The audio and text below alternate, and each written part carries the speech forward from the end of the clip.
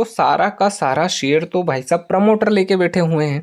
ठीक है, पब्लिक के पास तो केवल 10-11% शेयर है, सारा पैसा प्रमोटर का ही लगा हुआ है। तो किसी भी कंपनी का प्रमोटर अपनी कंपनी के शेयर तभी खरीद के होल्ड करता है या तभी अपनी होल्डिंग को इंक्रीज करता है जब उसे ये पता हो कि हमारी कंपनी आगे आने वाले टाइम पे अच्छा खासा ग्रो कर सकती है या करने वाली होती है। समझ रहे हो, आप खुद ही देख लीजिए प्रमोटर के पास पहले कितना था और अब कितना है। वेलकम है जी आप सभी का लॉन्ग टर्म इन्वेस्टमेंट की इस सीरीज में। तो आज अपन जिस कंपनी के बारे में बात करने वाले हैं उस कंपनी का नाम है bio green pepper LTD. Complete analysis करेंगे आज की इस वीडियो में अपन इस कंपनी के बारे में कि अभी इस कंपनी के शेयर को खरीदने का सही समय है या नहीं है, और अगर आपने पहले से खरीद रखा है तो आप इसे लॉन्ग टर्म के लिए होल्ड कर सकते हो या नहीं। और हाँ, I am not a SEBI registration member. यह वीडियो मैं केवल एक एजुकेशन पर्पस के हिसाब से बना रहा हूँ। अगर आप कुछ भी इन्वेस्ट करते हो या इन्वेस्ट करने का सोच रहे हो तो एक बार अपने फाइनेंसर से जरूर डिस्कस कर लीजिएगा।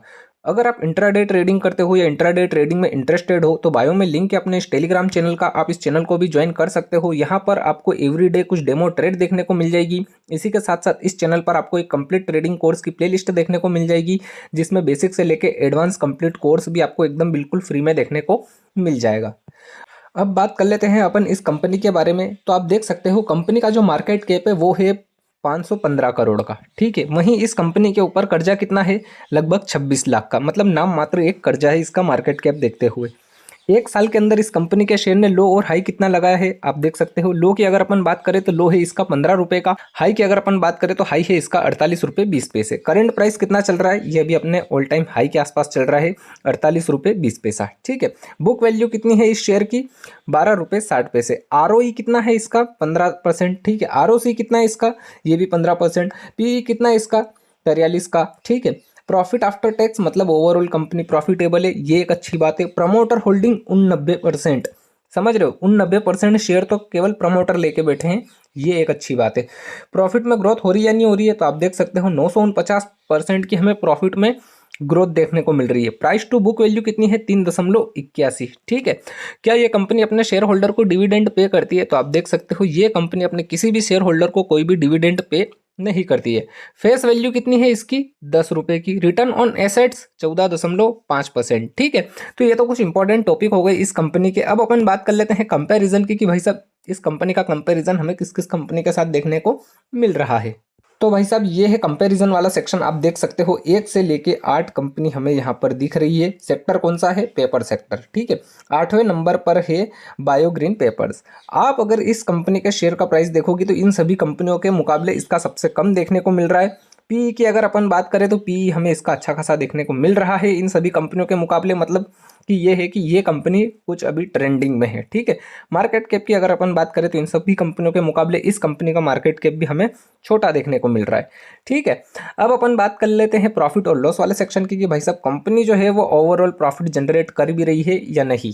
तो भाई साहब ये है प्रॉफिट और लॉस वाला सेक्शन, आप देख सकते हो 2019 से लेके 2024 की रिपोर्ट है। सबसे पहले सेल्स को समझ लेते हैं। तो आप देख सकते हो 19 में कुछ होती थी पहले 10, 21 में कुछ भी नहीं, 23 में कुछ भी नहीं, 24 में अच्छी खासी रिपोर्ट आई है, आप देख सकते हो 151। ठीक है, एक्सपेंसेस की अगर अपन बात करें तो एक्सपेंसेस में भी वही सीन है, 19 में थोड़ा बहुत, 20 में थोड़ा बहुत, 21 से डाउनफॉल आया था। ठीक है, फिर 23 में भी कुछ भी नहीं हुआ था खास, और 24 में अच्छा खासा इन्होंने यहाँ पर बढ़त हासिल करी है। ऑपरेटिंग प्रॉफिट की अगर अपन बात करें तो आप देख सकते हो ये है ऑपरेटिंग प्रॉफिट वाला सिस्टम, 21 में लॉस और 23 में लॉस। ठीक है, 22 में कंपनी बंद थी। ठीक है जी, उसके बाद अगर आप देखोगे तो 23 में वापस से इन्होंने अच्छा खासा ऑपरेटिंग प्रॉफिट जनरेट करा है।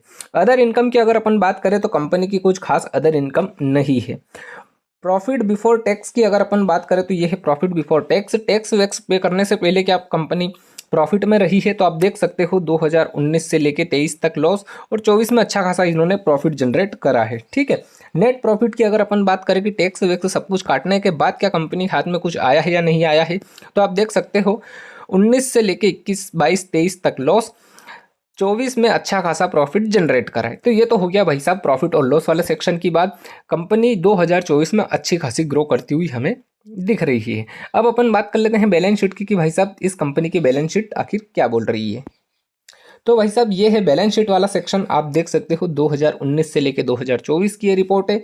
इक्विटी कैपिटल अगर अपन देखें तो इक्विटी इस कंपनी की हमें अब बढ़ती हुई दिख रही है। टोटल लाइबिलिटी की अगर अपन बात करें तो लाइबिलिटी भी इस कंपनी की बढ़ती हुई ही दिख रही है।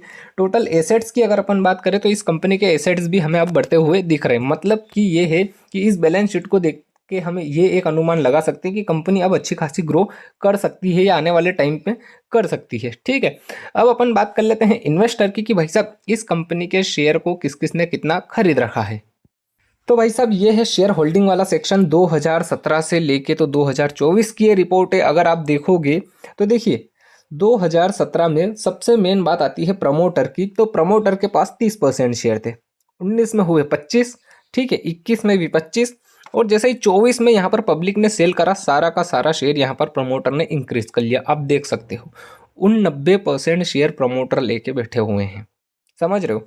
अगर अपन पब्लिक की बात करें, पब्लिक कौन, आप में अपन जैसे छोटे रिटेल ट्रेडर, तो देखिए 2017 में 69%, ठीक है, 2020-21 में कितना हुआ 74% शेयर, और 2024 के अभी एंड में कितना परसेंट हुआ भैया, लगभग 11%, 10.97।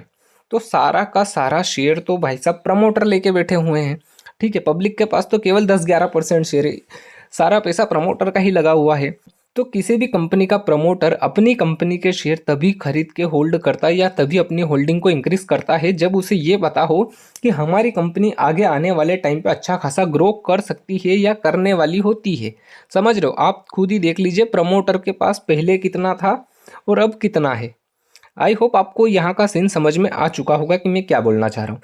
अब अपन बात कर लेते हैं चार्ट की कि भाई साहब इस कंपनी का आखिरकार चार्ट क्या बोल रहा है। तो भाई साहब ये कंपनी का चार्ट है जो कि 2 जून 2012 में ये कंपनी आई थी शेयर मार्केट में। तब इसका शेयर प्राइस लॉन्च हुआ था 7 रुपये 50 पैसे पे। ठीक है, अगर अपन ओवरऑल लो की अगर अपन बात करें तो इसका ओवरऑल लो कितना है सबसे पहले तो वो जान लेते हैं। तो ओवरऑल लो है इस शेयर का लगभग 95 पैसे है। ठीक है, आप देख सकते हो, और ये कब का है 2017 का। उसके बाद यहाँ पर अगर आप देखोगे तो कंपनी आई थिंक बंद हो चुकी थी 2021 में।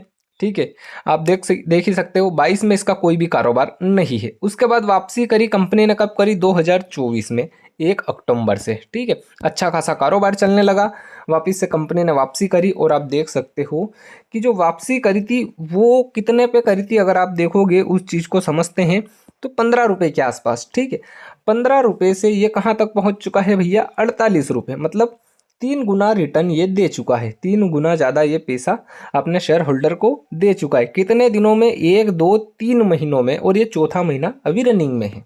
समझ रहे हो। अब ऐसा क्यों हो रहा है, क्योंकि कंपनी का जो बिजनेस है, कंपनी का जो कारोबार है अच्छा खासा दौड़ने लग गया है। इसीलिए प्रमोटर ने फटाफट फटाफट अपने शेयर को खरीद के अपनी अच्छी खासी होल्डिंग बना ली।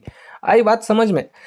आई होप आपको सारा कुछ सीन इस कंपनी का समझ में आ चुका होगा। अब देखो अभी इस कंपनी के शेयर को खरीदे या नहीं खरीदे, देखो यार भागते हुए घोड़े पे हमें नहीं बैठना चाहिए। घोड़ा थोड़ा बहुत रुके, ठीक है, थोड़ा बहुत यहाँ पर घास वास खाए, मनोरंजन करे, उसके बाद थोड़ा बहुत इधर भी पलटे मारे, गोते खाए, और वापस से जब हमें दिखे तो हमें लेना चाहिए। बाकी अभी अगर आप खरीदने का सोच रहे हो तो अभी तो अपॉर्चुनिटी हमें नहीं दिख रही है।